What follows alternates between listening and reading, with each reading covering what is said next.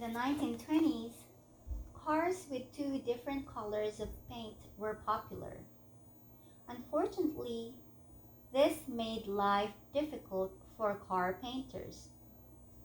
First, they painted the car one color. Next, they glued paper over the parts of the car that had to stay the original color.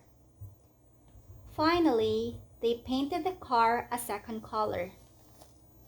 When the paper was removed, the car was two colors. However, it was nearly impossible to completely remove the glue from the cars. So a man named Richard Gurley Drew decided to find a solution. It was a great success. But Drew wasn't satisfied. He began experimenting with cellophane, a new thin, clear plastic material used for packaging. In 1930, he invented the first clear tape. Today, we know his invention as Scotch tape. Step 2. Step 2. Clocks are everywhere. We look at them many times each day, yet we never think about blank. In the past, people used sundials to tell the time. A sundial casts a shadow onto a circular plate. This shadow acts like a clock's hand. In the northern hemisphere, the shadow points to the west in the morning and slowly moves to the right. At noon, it points straight to the north.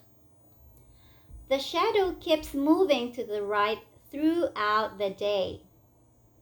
In the 1300s, mechanical clocks were invented in the northern hemisphere. So their hands moved in the same direction as a sundial's shadow. Today, this direction is known as clockwise. In the southern hemisphere, blank, sundials' shadows move in the opposite direction. So if the mechanical clock had been invented in the southern hemisphere, clock hands would probably move counterclockwise. Step 3. Many people assume that croissant comes from France. Blank. It is actually based on a type of Austrian bread, the kiffel. Both the croissant and the kiffel are shaped like a crescent moon. When it is viewed from Earth, the moon changes shape night after night. According to the legend, the kiffel was created in 1683 after Austria defeated the Ottoman Empire in a battle. The Ottomans had surrounded the city of Vienna. Luckily, the city was protected by tall walls. One night, an Austrian baker heard strange sounds beneath his bakery.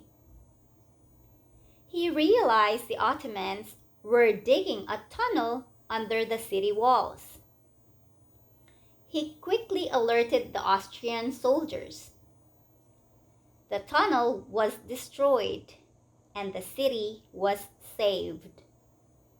To celebrate, he made some special bread.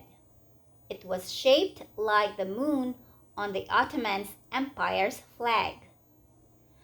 Nearly 100 years later, the kiffel was brought to France, where it became the croissant.